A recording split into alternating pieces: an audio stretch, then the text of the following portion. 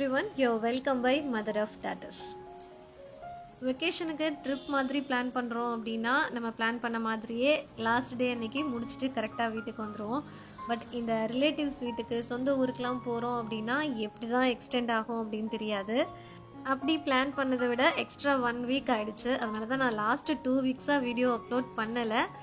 என்னோடய வீடியோஸை நீங்கள் மிஸ் பண்ணிங்களா அப்படின்னு தெரியல, பட் உங்கள் கமெண்ட்ஸை வந்து நான் ரொம்பவே மிஸ் பண்ணேன். ஏன்னா சண்டே வீடியோ அப்லோட் பண்ணேன் அப்படின்னா தேர்ஸ்டே ஃப்ரைடே வரைக்குமே உங்கள் கமெண்ட்ஸ் வந்து எனக்கு வந்துட்டுருக்கோம். எதிர்பார்த்து ரொம்ப ஆசையாக அதை வந்து ஓப்பன் பண்ணி பார்ப்பேன். பட் ஒரு சில ஃப்ரெண்ட்ஸ் வந்து ஞாபகம் வச்சுக்கிட்டு சண்டே அன்றைக்கி எனக்கு கரெக்டாக மெசேஜ் பண்ணி கேட்டாங்க, இந்த வீக்கும் வந்து வீடியோ வரலையே சிஸ்டர் அப்படின்ட்டு. ஸோ சாரி, எனக்கு நான் இருந்த இடத்துல கொஞ்சம் கவரேஜ் இஷ்யூ இருந்தது அப்படின்றதுனால என்னால் வீடியோ அப்லோட் பண்ண முடியல. அதனால் இந்த வீக் வந்து டியூஸ்டே அப்லோட் பண்ணியிருக்கேன். லாஸ்ட் வீடியோவில் என்னோடய 5 days அந்தமான் ட்ரிப் பற்றி நான் ஷேர் பண்ணியிருப்பேன். அதுக்கப்புறம் ஒரு 3 to 4 days தான் வந்து வீட்டில் இருக்க டைம் கிடச்சிது. அந்த கேப்பில் எடுத்திருந்த வீடியோ தான் இது. அதனால் ரேண்டமான டேஸில் ரேண்டம் டைமிங்கில் எடுத்த vlog தான். கூடவே ஊருக்கு போனப்போ இருந்த கிளிப்பிங்ஸும் இதில் ஆட் பண்ணியிருக்கேன். ஹோப் இந்த வீடியோ வந்து இன்ட்ரெஸ்டிங்காக இருக்கும் அப்படின்னு நினைக்கிறேன்.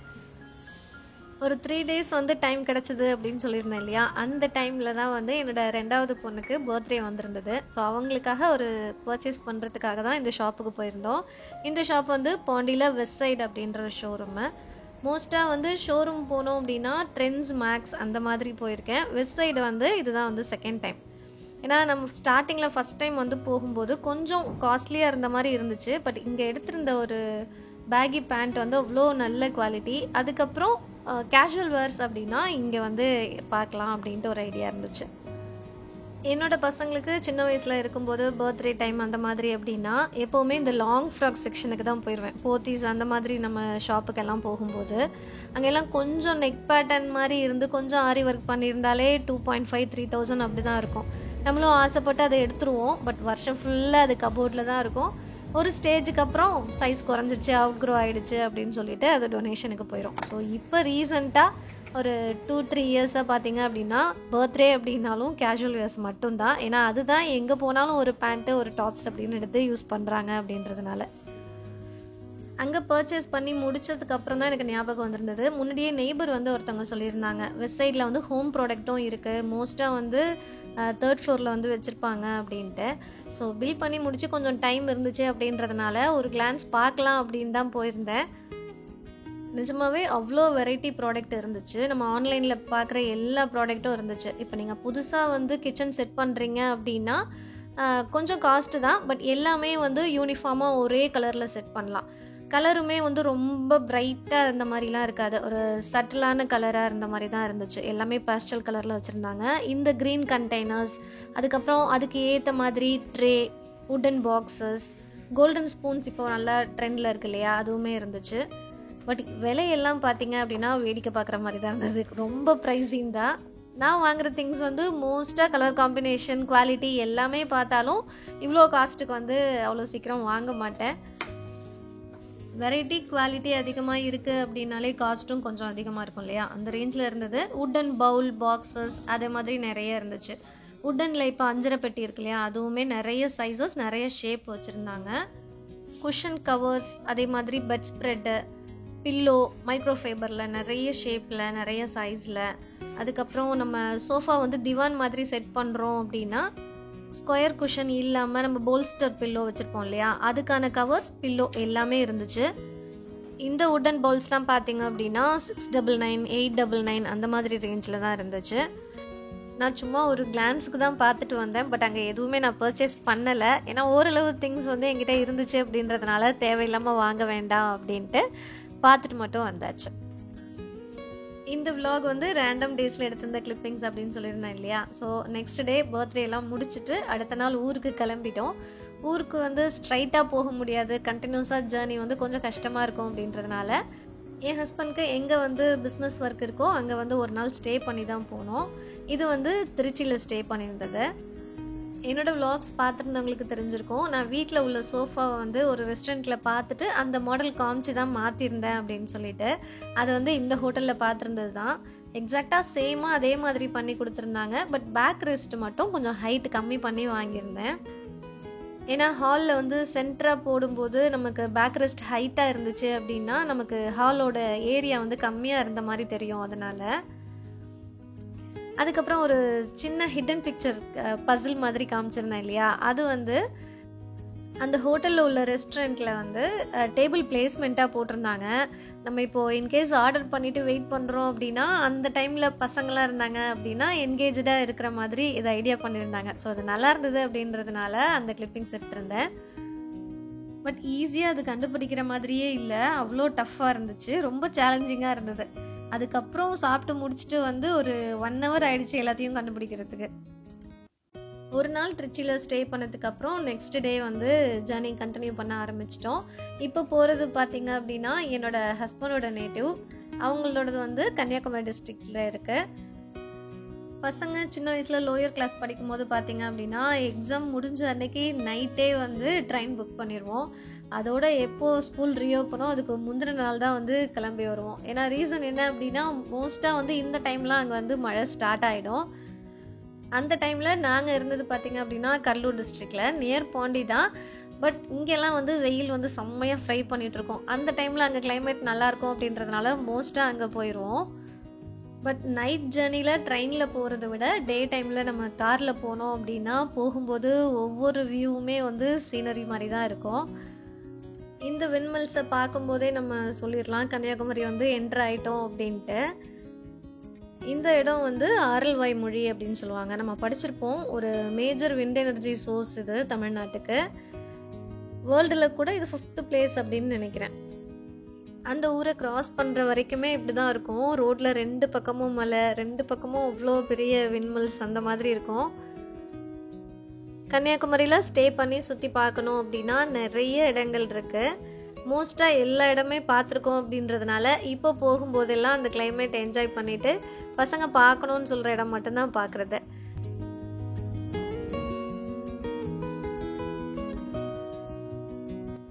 ஊருக்குள்ளே என்ட்ரு ஆகும்போதே மழை தான் வெல்கம் பண்ணுச்சு. ஏன்னா எப்போவுமே அங்கங்கே ஒரு சாரல் மழை இருந்துட்டு தான் இருக்கும். நான் இப்போ வந்திருக்கிறது பார்த்தீங்க அப்படின்னா என்னோட அனந்தரத்தி அவங்களோட வீடு. மேபி இந்த ரிலேஷன்ஷிப் வந்து ஒவ்வொரு ஊர்லேயும் ஒவ்வொரு மாதிரி சொல்லுவாங்க அப்படின்னு நினைக்கிறேன். அண்ணன் தம்பி இவங்கள மேரேஜ் பண்ணவங்கள வந்து கடலூர் டிஸ்ட்ரிக்ட் சைட் பார்த்தீங்க அப்படின்னா ஓரவத்தி அப்படின்னு சொல்லுவாங்க. பட் இங்கே வந்து அந்த உறவு முறையை அனந்தரத்தி அப்படின்னு சொல்லுவாங்க. இதுன்னு இல்லை, நிறைய டிஃப்ரென்ஸ் இருக்கும். இப்போது நமக்கு மிட் ஆஃப் தமிழ்நாடுல இருக்கிற நிறைய பழக்க வழக்கங்கள் வந்து இங்கே இருக்காது. மோஸ்ட்டாக எல்லாமே வந்து கேரளாவோட ஸ்டைல் பேஸ் பண்ணி தான் இருக்கும். வீடாகட்டும், அதுக்கப்புறம் ஃபுட் ஸ்டைலு, லைஃப் ஸ்டைல் எல்லாமே வந்து கேரளாவோட பழக்க வழக்கங்கள் 50-50 அந்த மாதிரி இருக்கும் அப்படின்னு வச்சுக்கோங்களேன். ஏன்னா இப்போது நான் இருக்கிற இந்த வீடு இருக்கிற இடத்துலேருந்து ஒரு 40 to 45 minutes தான் வந்து ட்ராவல் கேரளாவோட பார்டர் இருக்கும்.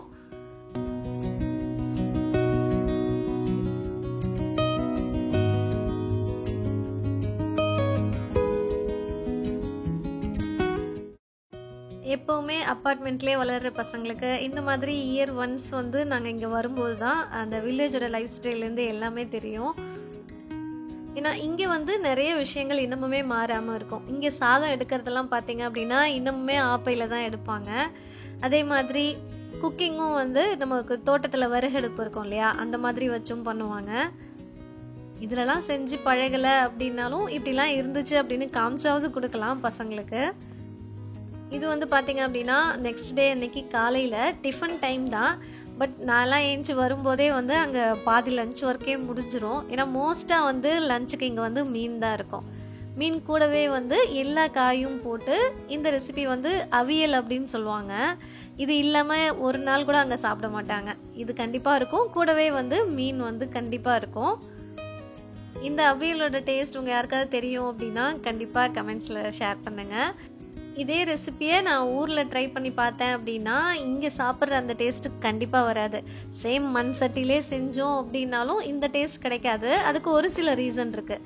ஏன்னா இதில் வந்து வழுதுனங்காய் அப்படின்னு சொல்லிட்டு ஒன்று போடுவாங்க. இங்கே போடுற மிளகாயுமே ரொம்ப டிஃப்ரெண்ட்டாக இருக்கும். அந்த வழுதுனங்கான்றது வந்து கத்திரிக்காய் வந்து ஃபுல் க்ரீன் கலரில் நீட்டாக இருந்தால் எப்படி இருக்கும் அந்த மாதிரி இருக்கும். அந்த காய் வந்து நான் மோஸ்ட்டாக அந்த சைடு பார்த்ததும் கிடையாது. அது மாதிரி இங்கே ஒரு மிளகா இருக்கும், காந்தாரி மிளகு அப்படின்னு சொல்லுவாங்க. சின்ன சின்ன ஊசி மிளகா மாதிரி இருக்கும். பட் இதுவுமே நம்ம ஊர் சைடு வந்து கிடைக்காது. அதனால் இங்கே வந்தேன் அப்படின்னா அதுவுமே கொஞ்சம் வாங்கிட்டு போயிடுவேன். கன்னியாகுமரி டிஸ்ட்ரிக்ட் வந்தீங்க அப்படின்னா வாங்கிட்டு போகலாம் அப்படின்னு நிறைய திங்ஸ் இருக்குது. அதில் ஃபஸ்ட்டு வந்து ஸ்பைசஸ். இங்கே கிடைக்கிற ஸ்பைசஸ் வாங்கி கரம் மசாலா அரைச்சோம் அப்படின்னா அது ஒரு தனி டேஸ்ட்டாக இருக்கும். ஏன்னா இது கேரளாவுக்கு பார்டர் அப்படின்றதுனால ஸ்பைசஸ் எல்லாமே ரொம்ப ஒரிஜினலாகவும் கிடைக்கும். இப்போ நம்ம ஊர் சைடு பார்த்தீங்க அப்படின்னா இந்த பெருஞ்சீரகம்லாம் வாங்கினா இப்போ அப்படியே க்ரீன் கலர் தனியாக தெரியுது. நம்ம தண்ணியில் போட்டு எடுத்துட்டாலே தண்ணியே வந்து க்ரீன் கலர் ஆகிற அளவுக்கு இருக்குது. இங்கே இருக்கிறது வந்து கலரே அந்த அளவுக்கு தெரியாது. கிட்டத்தட்ட நம்ம சின்ன ஜீரகம் இருக்கு இல்லையா, அந்த கலரும் இதுவும் சேம் கலர் இருக்கும். பட் அந்த பெருஞ்சீரகத்தோட வாசனை வந்து அவ்வளோ நல்லாயிருக்கும். ஏலக்காய், நல்ல மிளகு அப்படின்னு நிறைய வந்து இங்கே வந்தால் வாங்கிட்டு போகலாம். அதுக்கப்புறம் ஸ்நாக்ஸ் பசங்களுக்கு அப்படின்னா நேந்திரம் சிப்ஸ் வந்து ரொம்ப ரொம்ப டேஸ்ட்டாக இருக்கும். இங்கே அந்த மிளகா சொல்லியிருந்தேன் இல்லையா, அது இந்த மாதிரி தான் இருக்கும். அந்த வழுதனங்காய் அப்படின்றத வந்து குக்கிங்க்கு யூஸ் பண்ணியாச்சு அப்படின்றதுனால இது காட்ட முடியல. டிஃபன் வந்து இன்றைக்கி காலையில் வந்து புட்டு. பட் இதையுமே ஒவ்வொருத்தவங்களும் ஒவ்வொரு ஸ்டைலில் சாப்பிடுவாங்க. நான் வந்து பசங்களுக்கு ஜீனி போட்டு தான் பழகிட்டேன் அப்படின்றதுனால நாங்கள் அப்படி தான் சாப்பிடுவோம். பட் இங்கே வந்து பழம் போட்டு பிசைஞ்சும் சாப்பிடுவாங்க. அது இல்லாமல் சைடில் வந்து பச்சை பயிறு சுண்டல் பண்ணிவிட்டு ஒரு அப்பளம் வச்சு சாப்பிடுவாங்க. பப்படம் அப்படின்னு சொல்லுவாங்க. புட்டு, பயிறு, பப்படம், இந்த காம்போ வந்து இங்கே ரொம்ப ஃபேமிலியர். டிஃபன் வேலை முடிஞ்சதோ இல்லையோ கண்டிப்பாக வந்து மீன் சீக்கிரமே வந்துடும். இங்கே காலையிலேயே டெய்லியுமே மீன் சாப்பிட்டாலும் மீனோட டேஸ்ட் வந்து சலிச்சு போகாது. அந்த அளவுக்கு இங்கே டேஸ்ட்டாக இருக்கும். இந்த மீன் வந்து பாறை மீன் அப்படின்னு சொல்லுவாங்க. இங்கே மீன் வெட்டுறதுமே வந்து ரொம்ப டிஃப்ரெண்ட்டாக இருக்கும். இப்போ ரொம்ப பெரிய சைஸ் மீன் இருக்குது அப்படின்னா அதோட தலையை மட்டும் கட் பண்ணிவிட்டு அதில் மட்டும் வச்சு ஒரு குழம்பு வைப்பாங்க. அந்த மீனோட பாடி பார்ட் வரும் இல்லையா, அதை வந்து நடு முள்ளை விட்டுட்டு மேல் பக்கம் ஒரு கட் பண்ணுவாங்க, கீழே ஒரு கட் பண்ணிவிட்டு அந்த நடு முள்ளையும் தலையும் வச்சுட்டு ஒரு குழம்பு வைப்பாங்க. அது இல்லாமல் இந்த சின்ன சின்ன துண்டு மாதிரி இருக்கு இல்லையா, இந்த பீஸ் எல்லாம் பார்க்கும்போது சிக்கன் பீஸ் மாதிரியே இருக்கும். அதை வச்சு ஒரு குழம்பு மாதிரி வச்சு ஒரு கூட்டு வைப்பாங்க. கூட கண்டிப்பாக வந்து இந்த கப்பக்கிழங்கு இருக்கும். நம்ம மரவள்ளி கிழங்கு சொல்லுவோம் இல்லையா, அந்த சேம் கிழங்கு தான். நான் இதில் தப்பாக தோல் உரிச்சிட்டேன். ஸோ அதை அவங்க திரும்பவும் கரெக்ட் பண்ணிகிட்டு இருந்தாங்க. நடுவில் ஒரு மிட் டேல சாப்பிட்ற ஸ்நாக்ஸ் பார்த்தீங்க அப்படின்னா இந்த கிழங்கும் அந்த மீன் குழம்பும் தான்.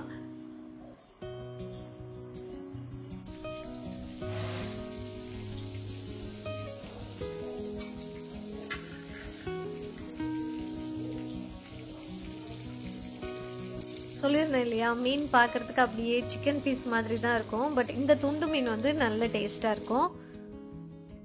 இந்த தடவை ஸ்டே பண்ணும்போது பார்த்தீங்க அப்படின்னா எங்கேயுமே போகல, மோஸ்ட்டாக வீட்டில் தான் இருந்தோம்.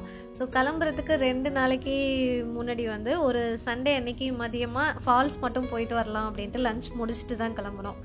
மோஸ்ட்டாக எல்லா இடமும் வந்து இந்த டூரிஸ்ட் பிளேஸ் மாதிரி இருக்கும் இல்லையா, எல்லாமே அரௌண்டு வந்து எல்லாருக்குமே ஒவ்வொரு இடம் பக்கமாக தான் இருக்கும். அவங்க வீடு இருக்கிற இடத்துலேருந்து ஒரு 45 minutes travel Thirparappu waterfalls அப்படின்ட்டு ஒரு இடத்துக்கு போனோம். இது வந்து குமரி குற்றாலம் அப்படின்னு சொல்லுவாங்க.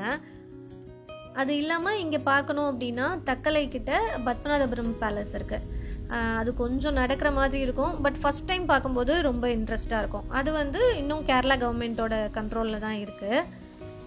இந்த வாட்டர் ஃபால்ஸ் போகும்போதே நிறைய ரப்பர் மரங்கள் பார்க்கலாம். மோஸ்ட்டாக எல்லார் வீட்லேயுமே 1-2 ரப்பர் மரம் இருக்கும் இங்கே.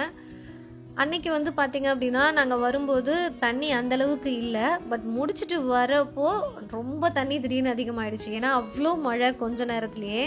நாங்கள் வந்துட்டு இருக்கும்போதே லைட்டாக மழை தூறல் இருந்தது. அங்கே ரீச் ஆனதுக்கப்புறம் பார்த்திங்கன்னா பயங்கர மழை.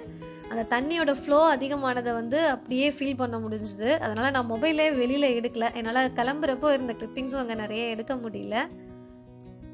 இப்போ நாங்கள் இருந்த வீடு பார்த்திங்க அப்படின்னா ஒரு 20 இயர்ஸ் பேக் தான் இது வந்து கட்டின வீடு அப்படின்றதுனால இப்போ உள்ள ஸ்டைலுக்கு ஏற்ற மாதிரி இருந்தது.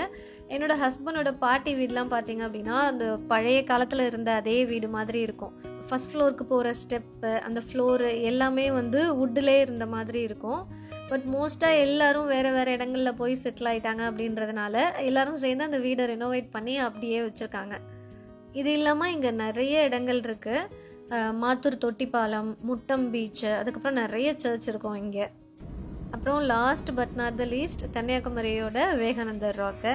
இங்கே வந்து 2-3 தடவை போயிட்டோம் அப்படின்றதுனால இந்த தடவை அங்கே போகலை. அதுக்கப்புறம் இந்த இடம் வந்து நாங்கள் ரிட்டன் வரும்போது ஒரு கோவிலுக்கு போயிட்டு வருவோம். எப்போவுமே வந்து இயர் ஒன்ஸ் வந்து இங்கே வந்துட்டு தான் வருவோம். இது நியர் உவரி அப்படின்ற பிளேஸில் இருக்கிற ஒரு அந்தோனியார் கோவில். இந்த கோவில் பார்த்தீங்க அப்படின்னா எக்ஸாக்டாக அப்படியே பீச்சுக்கு பக்கத்துலேயே இருக்கும். பக்கத்துலேயே வந்து கடற்கரை இருக்கும். ப்ரேயர் அட்டன் பண்ணும்போதே அவ்வளோ கடல் காற்று அடிக்கும். இதை சுற்றியுமே நிறைய சர்ச் இருக்குது. அதே மாதிரி உவரியில் வந்து ஒரு ஃபேமஸான சிவன் கோவில் இருக்குது அப்படின்னு சொல்லி நான் கேள்விப்பட்டிருக்கேன். இந்த இடம் வந்து திருச்செந்தூருக்கும் திருநெல்வேலிக்கும் நடுவில் இருக்கிற ஊர் மாதிரி இருக்கும். ஆனால் கன்னியாகுமரி அளவுக்கு கிளைமேட் அந்த அளவுக்கு இங்கே நல்லா இருக்காது. ஏன்னா ரொம்ப ட்ரையான பிளேஸ் மாதிரி இருக்கும். இதை சுற்றியுமே நிறைய டூரிஸ்ட் ஸ்பாட் உண்டு, சர்ச்சு கோவில் நிறைய உண்டு.